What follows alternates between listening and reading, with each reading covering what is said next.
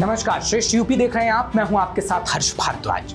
लोकसभा चुनाव के छठे चरण की वोटिंग से पहले प्रदेश के सीएम योगी आदित्यनाथ ने अब खुद चुनाव प्रचार का जिम्मा पूरी तरीके से अपने हाथों में ले लिया है। छठे चरण में यूपी की 14 लोकसभा सीटों पर शनिवार को वोट डाले जाएंगे, जबकि 7वें यानी अंतिम चरण में 1 जून को 13 सीटों पर वोटिंग होगी। इसमें पीएम मोदी की वाराणसी लोकसभा सीट सहित पूर्वांचल की तमाम सीटें शामिल हैं। जानकारी के मुताबिक बीजेपी पूर्वांचल की सभी सीटें जीतना चाहती है, क्योंकि पिछली बार पार्टी को यहां कुछ सीटों पर हार का सामना करना पड़ा था। इस बार पार्टी मिशन 80 पर काम कर रही है। ऐसे में सीएम योगी बीजेपी के लिए बेहद अहम है, इसलिए पार्टी अब योगी आदित्यनाथ के सहारे ही पूर्वांचल की नैया पार करने में लगी हुई है। इसी पर देखिए ये खास रिपोर्ट।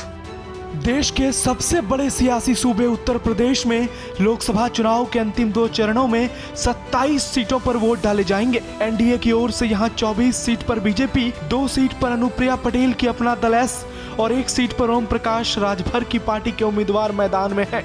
वहीं इंडी गठबंधन की ओर से 22 सीटों पर सपा, 4 सीटों पर कांग्रेस उम्मीदवार और 1 सीट चंदौली पर टीएमसी कैंडिडेट चुनावी मैदान में ताल ठोक रहे हैं। पश्चिमी यूपी, अवध और बुंदेलखंड के बाद अब दोनों गठबंधन का पूरा फोकस पूर्वांचल पर टिक गया है। अगले 2 चरणों में पीएम मोदी के संसदीय क्षेत्र वाराणसी से सीएम योगी आदित्यनाथ के गृह क्षेत्र गोरखपुर में मतदान होंगे।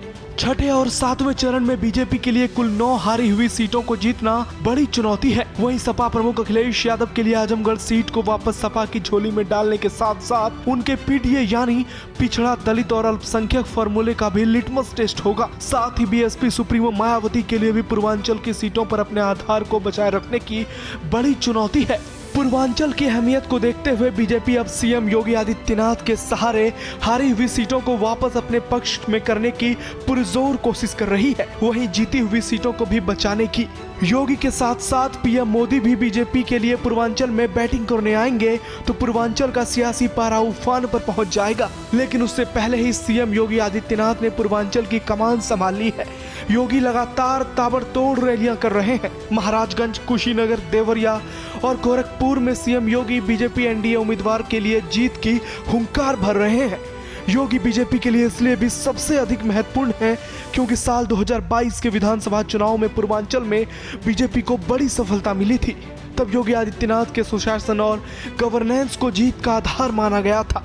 2024 लोकसभा चुनाव में बीजेपी प्रदेश में पीएम मोदी और सीएम योगी दोनों के चेहरे पर चुनाव लड़ रही है। लेकिन हर कोई जानता है कि योगी के बिना अकेले पीएम मोदी के लिए भी पूर्वांचल जीतना आसान नहीं है और इसलिए सीएम योगी आदित्यनाथ ने पूरी तरह से पूर्वांचल की कमान अपने हाथ में ले ली है और चुनावी जनसभा के दौरान जमकर सपा कांग्रेस पर हमला कर रहे हैं।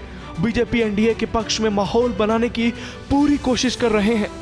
जब 400 पार की बात हम करते हैं तो समाजवादी पार्टी को चक्कर आने लगता है, क्योंकि बहनों और भाइयों 400 सीटों पर तो उसने कभी सपने में भी चुनाव लड़ने की नहीं सोचा है। 400 सीटों पर तो चुनाव ही नहीं लड़ी है, इसलिए बोलते हैं क्या 400 पार पा जाएंगे। जनता जनार्दन कहती है हाँ पाएंगे, और जनता जनार्दन के द्वारा तो ये भी कहा जाता है कि जो राम को लाए हैं, जो राम को लाए हैं, वो कहते हैं क्यों, तो जनता जनार्दन के द्वारा जवाब दिया जाता है कि राम भक्त ही राज करेगा दिल्ली के, राम भक्त ही राज करेगा।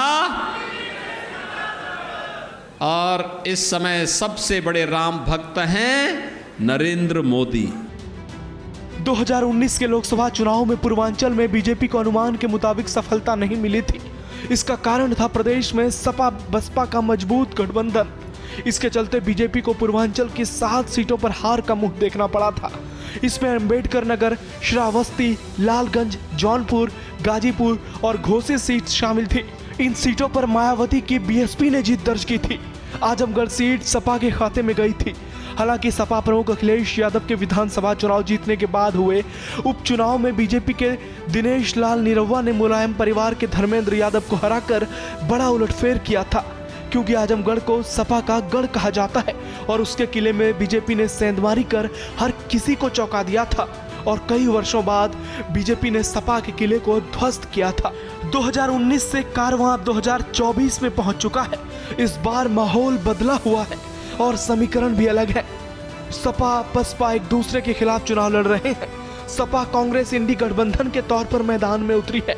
बीजेपी ने भी एनडीए को मजबूत करते हुए ओम प्रकाश राजभर की सुभाषपा, अनुप्रिया पटेल की अपना दल और संजय निषाद की निषाद पार्टी के साथ गठबंधन करने का फैसला चुनाव से पहले ही कर लिया था। पूर्वांचल में ओबीसी, दलित और सवर्ण मतदाता सबसे अहम भूमिका में है, लेकिन मुख्य रूप से ओबीसी मतदाता ही जीत तय करते हैं। 2017 और 2022 के विधानसभा चुनाव और 2014 और 2019 के लोकसभा चुनाव में बीजेपी को पूर्वांचल में पिछड़ा वर्ग का अच्छा खासा समर्थन मिला था, जिसके परिणाम स्वरूप पार्टी लखनऊ और दिल्ली दोनों की सत्ता पर मजबूती से काबिज हुई थी। इस बार भी बीजेपी अपने हिसाब से पीएम मोदी के जन कल्याणकारी योजनाओं और योगी आदित्यनाथ के मॉडल के आधार पर ओबीसी वोटर्स को साधने में जुटी है, जबकि दूसरी ओर अखिलेश यादव राहुल गांधी के साथ मिलकर पीडीए का नारा बुलंद कर रहे हैं। सपा ने अपने कोटे की 22 लोकसभा सीटों में से 14 सीट पर गैर यादव ओबीसी, 4 सीट पर दलित, इसके अलावा 1 सीट पर यादव, 1 मुस्लिम, 1 ब्राह्मण और 1 राजपूत प्रत्याशी को मैदान में उतारा है। कांग्रेस ने 4 सीटों में से 1 सीट दलित, 1 पर ओबीसी, 1 भूमिहार और 1 ठाकुर को दिया है। छठे चरण में यूपी की कुल 14 सीटों पर वोटिंग होनी है, जिसमें सुल्तानपुर, प्रतापगढ़, फूलपुर, इलाहाबाद, अंबेडकर नगर, श्रावस्ती, डुमरियागंज, बस्ती, संत कबीर नगर, लालगंज, आजमगढ़, जौनपुर, मछली शहर और भदोही लोकसभा शामिल है। जबकि 7वें चरण में महाराजगंज, कुशीनगर, देवरिया, गोरखपुर, बांसगांव, घोसी, सलेमपुर, बलिया, गाजीपुर, चंदौली, मिर्जापुर, रॉबर्ट्सगंज और पीएम नरेंद्र मोदी के संसदीय क्षेत्र वाराणसी में मतदान होंगे। देखना दिलचस्प होगा कि योगी आदित्यनाथ के कमान संभालने के बाद पूर्वांचल की 27 सीटों पर बीजेपी और एनडीए का प्रदर्शन कैसा होता है।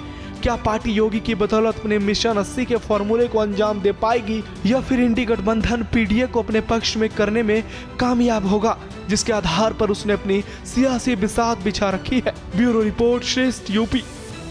फिलहाल ऐसी और खबरों के लिए आप देखते रहिए श्रेष्ठ यूपी। यूपी की हर खबर देखने और उनसे अपडेट रहने के लिए हमारे चैनल श्रेष्ठ यूपी को सब्सक्राइब और लाइक करें। साथ ही बेल आइकन को दबाना ना भूलें, जिससे हमारे हर वीडियो की जानकारी आप तक पहुंचती रहे।